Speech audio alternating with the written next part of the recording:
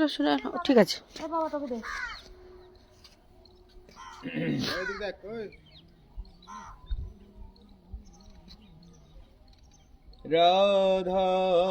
राधारसेश्वरी रम्या रामा च परमात्मना रासदभवा कृष्णकन्ता कृष्णवक्षस्थलस्थिता कृष्णप्राणाधिदेवी च महाविष्णुप्रसुरपि सर्वाद्या विष्णुमाया च सत्या नित्या सनातनी ब्रह्मस्वरूपा परमा निर्लिप्ता निर्गुणा परा वृंदावनी च विराजतटवासिनी राधे वृंदावनाधीश करुणामृतवाहिनी कृपया तव पादपदपदस्यङ्गमध्यं प्रजीयताम्।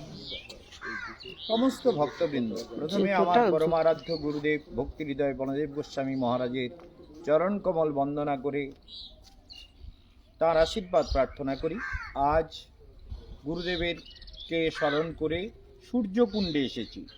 सूर्यकुंड जेखाने राधारानी एसे सूर्य पूजा करतें सेई मधुरया नव मधुरेयम नवबया चलापंग उज्ज्वलस्मिता चारु सौभाग्य रेखाढ्या गंधनमादित माधवा सेई जे जगद्वंदनिया जगतेर आराध्या परम शक्तिमयी परम माधुर्यमयी लादिनी शक्तिर मूर्त विग्रह राधारानी सेई परम आनंदमयी राधारानीर এই সেই স্মরণীয় স্থান।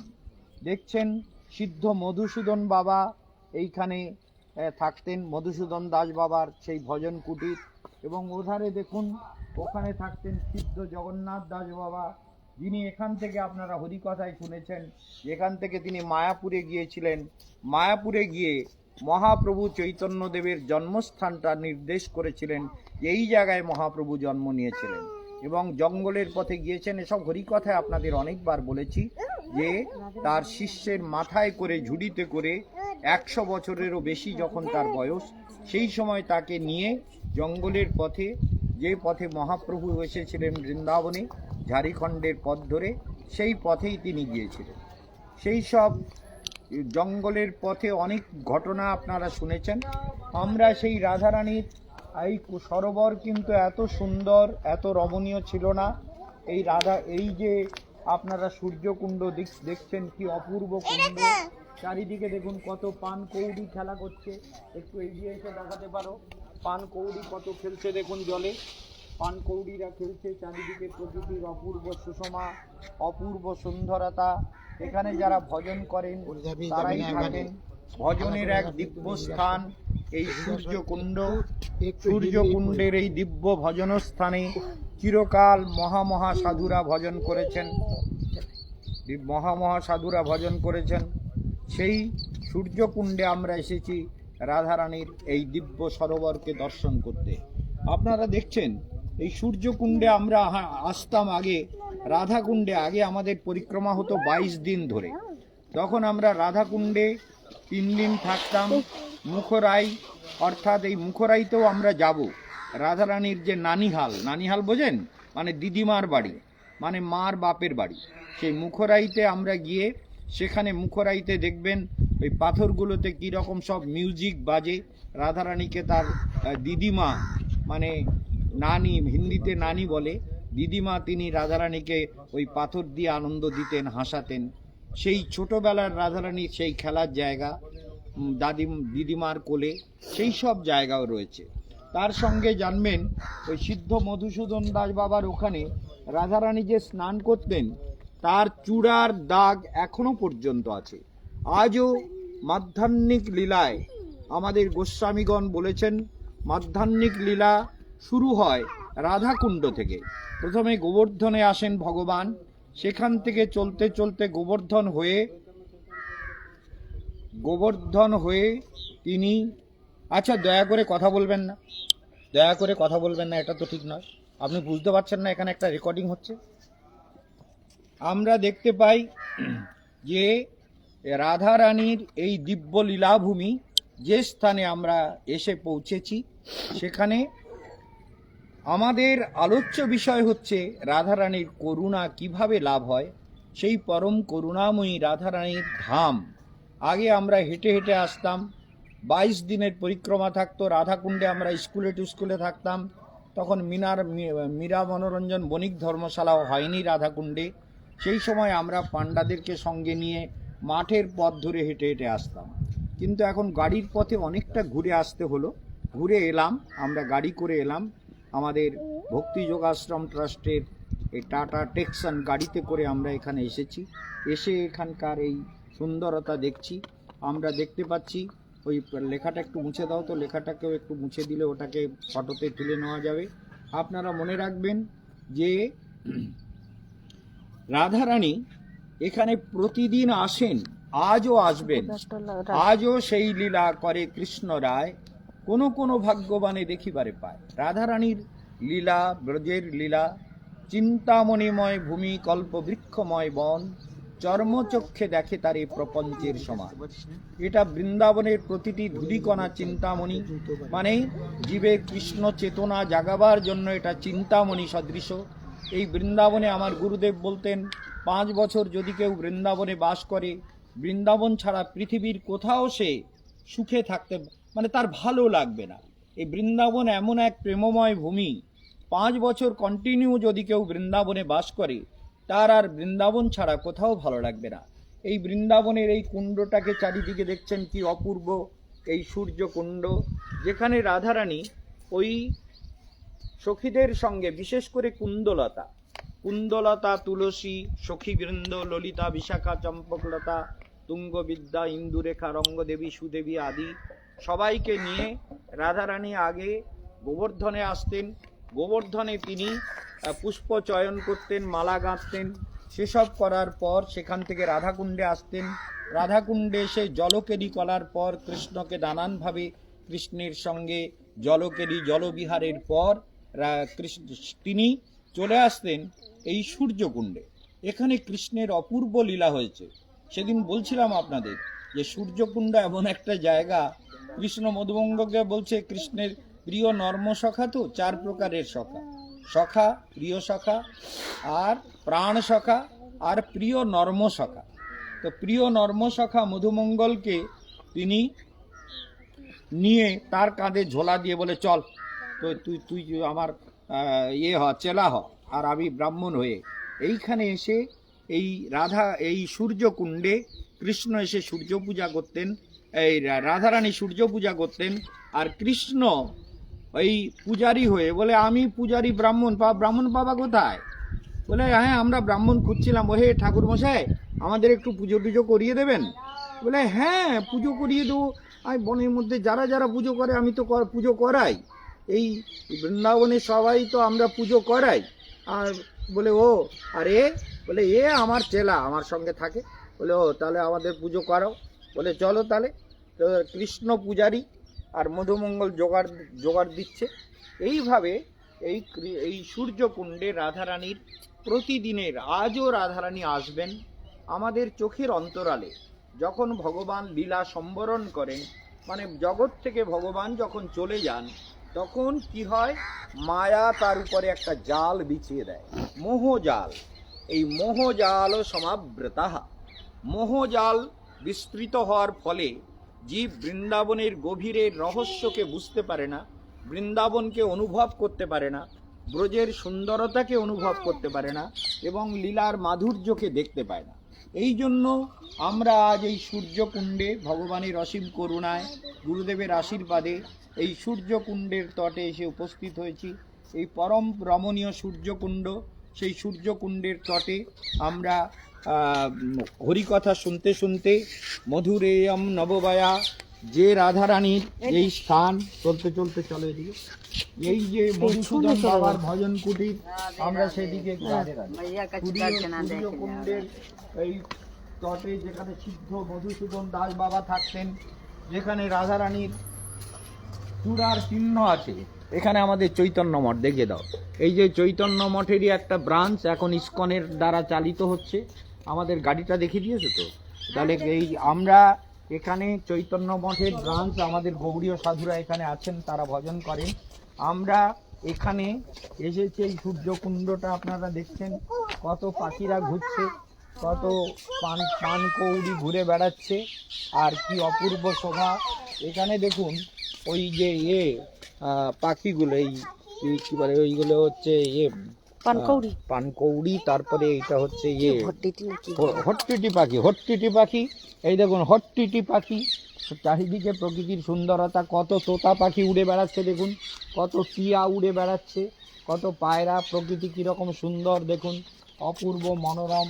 এই গাছের উপরে তাকিয়ে দেখুন কত পানকৌড়ি বসে আছে, প্রচুর পানকৌড়িরা বসে আছে। এই দিব্য রাধাকুণ্ডের কুণ্ডের সুন্দরতাকে আপনারা দেখছেন। আমরা সূর্যকুণ্ডের সুন্দরতার মধ্য দিয়ে এগিয়ে চলেছি। সূর্যকুণ্ড বিশেষ করে যখন আপনার হয়েছিল করোনার পিরিয়ড, সেই করোনার পিরিয়ডে এই সূর্যকুণ্ডটাকে পুনরায় সংস্কার করা হয়েছে। আগে সূর্যকুণ্ডটা মাঠের মাঝখানে একটা পুকুর মতো ছিল, কিন্তু সেটাকে পরবর্তীকালে সংস্কার করা হয়েছে পরম সুন্দরভাবে। সেই সূর্যকুণ্ডে আমরা এসেছি, এবং সূর্যকুণ্ডের এই দেখুন আমাদের এই হট্টিটি পাখি, এখানে প্রকৃতি অপূর্ব রমণীয়।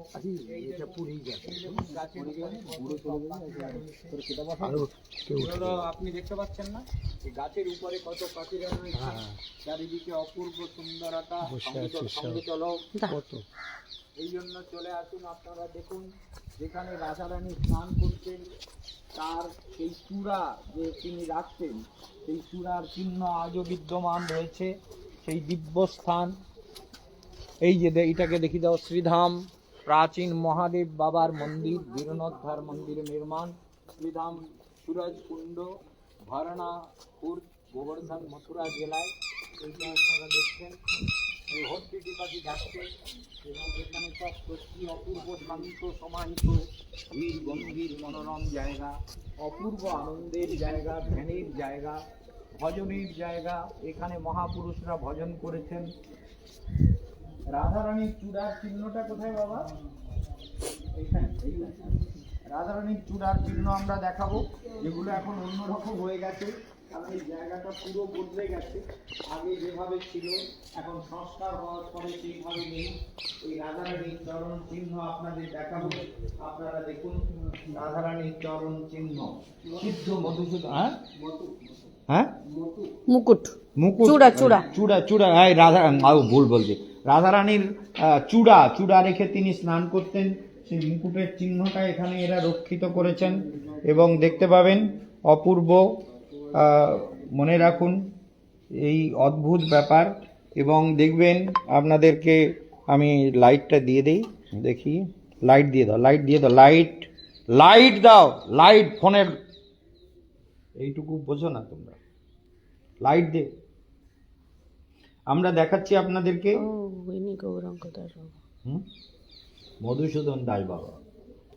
যাই হোক, আমরা লাইটটা দিয়েছি, আবার এতে লাইট হচ্ছে না কেন? এটা দেখো লাইটটা, ওই যে উপরে রাখা না মুকুটে, ওই যে উপরে হয়েছে। হ্যাঁ দেখাচ্ছি, ওই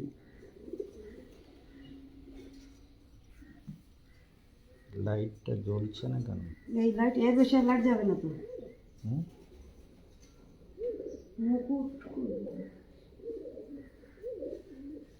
ভিতরে নাম আমরা যাব না। এই যে দেখো, কি দেখবে ওখানে তো ফটো তো কিছু উঠছে না। না তোমরা ফটো তুলেছি, আমি আলোটা দিচ্ছি। এই রাধারানীর চূড়ার চিহ্ন এখানে রয়েছে, দেখুন চূড়ার চিহ্ন। রাধারানীকে চূড়া মাথায় দিতেন। মোবাইলটা একটু নিচে করুন। হ্যাঁ, রাধারানীর চূড়ার চিহ্নটা দেখুন। তুমি একটু কাছে না, আমি একদম নিয়ে নিয়েছি, একদম নিয়ে নিয়েছি আমি ক্লোজে। এই চূড়ার চিহ্নটা আগে ঘাটে ছিল, ঘাটের থেকে তুলে এনে এখানে রাখা হয়েছে। মোবাইলটা সামনে, আপনি মোবাইলটা ঘোরাবেন না। আর সিদ্ধ মধুসূদন দাস বাবার ভজন কুটির, এবং এইসব অপূর্ব দৃশ্য দেখছেন। সদ্য বাবারা এখানে ছিলেন, তাদেরই ভজন কুটির। এই জন্য সেই ভজনের স্থানে এসেছি। জয় রাধারানী, জয় বাবা, সবাই কৃপা করো যাতে এই জীবনে সিদ্ধি লাভ করে ভগবানের কাছে চলে যেতে পারি। এই জগতে আর থাকার ইচ্ছা নেই, এই জগৎ থেকে সিদ্ধি লাভ করে যাতে পরম শক্তি লাভ করতে পারি। জয় জয় জয় সিদ্ধ বাবা, জয় রাধারানী, জয় করুণাময়ী। রাধারানীর মুকুটের ছবি নিতে পেরেছো সুন্দর করে? আমি তো লাইভে নিয়েছি, ফটো নেইনি। আমি লাইভে নিয়েছি, লাইভ ফটো নিয়েছিস? ফটো নিয়েছি, আমি লাইভ নিয়েছি। আপনার ফটো? না না ঠাকুর, এই তো আমাদের সুন্দর ফটো। আমার ফটো নেই? হ্যাঁ আমার লাইভে, প্রণাম করার লোক? হ্যাঁ একদম লাইভ, লাইভে নিয়ে যাও। একদম লাইভ। সুন্দর হয়েছে, আমাদের দেখুন দর্শন করে নিলাম। এই যে শ্রী শ্রী অনন্ত শ্রী সিদ্ধ বাবা মধুসূদন দাস বাবা, এটাকে তুলে নিন। সিদ্ধ মধুসূদন দাস বাবার সমাধি, এইটাকে দেখো, সিদ্ধ মধুসূদন দাস বাবার সমাধি, দেখেছো? আসছে? সুন্দর সুন্দর মধুসূদন সুন্দর। দাস বাবার সমাধি, সেটাকে আপনারা দর্শন করলেন। কি মনোরম জায়গা, সিদ্ধ মধুসূদন দাস বাবার সমাধি এবং এই রাধারানীর চূড়ার চিহ্ন, দিব্য স্থান, মনোরম স্থান, প্রকৃতির অপূর্ব সুন্দরতা। এখানে আমরা এখানে এসেছি এই জন্যই, যাতে এই দিব্য স্থানগুলো আমাদের দর্শন হয়। সেই জন্য মনে রাখবেন, গৌরাঙ্গ মহাপ্রভু। আপনারা দেখতে পাচ্ছেন এই যে গৌর নিতে নাকি রাধাকৃষ্ণ গৌর নিতাই, এই যে রাধা মাধব, রাধা মাধব আছে। এই যে দেখুন অপূর্ব, এই লাইটটা দিতে পারছি না বুড়ি তোরটা, যাতে আমরা দেখতে পাই। লাইট যথেষ্ট লাইট আছে, ঠিক আছে? এমনি মোবাইলে লাইট উঠেছে, আমি নিয়েছি আমার তো কত লাইট উঠেছে। লাইট দিতে হবে এটা। গুরুদেব প্রণাম করছে, সেটাও নিয়ে লাইটটা দিয়ে দিন। আমাকে নিয়ে নিতে পারে। জয় রাধা মাধব, জয় সূর্যকুণ্ড, জয় রাধারানী, জয় রাধারানী কৃপা করো, যাতে হৃদয়ের মধ্যে দিব্য শক্তি, দিব্য প্রাণ, দিব্য চেতনা আবির্ভূত হয়। সমস্ত জগতে অশুভ শক্তিকে বিনাশ করে জগতে যাতে ধর্মের প্রতিষ্ঠা করতে পারি, তার আশীর্বাদ দাও। এই সিদ্ধ মধুসূদন দাস বাবা, তোমার শক্তি সঞ্চারণ করো, যাতে আমরা সবাই জীবনে কল্যাণ লাভ করতে পারি। আমরা একটু ডাইরেক্ট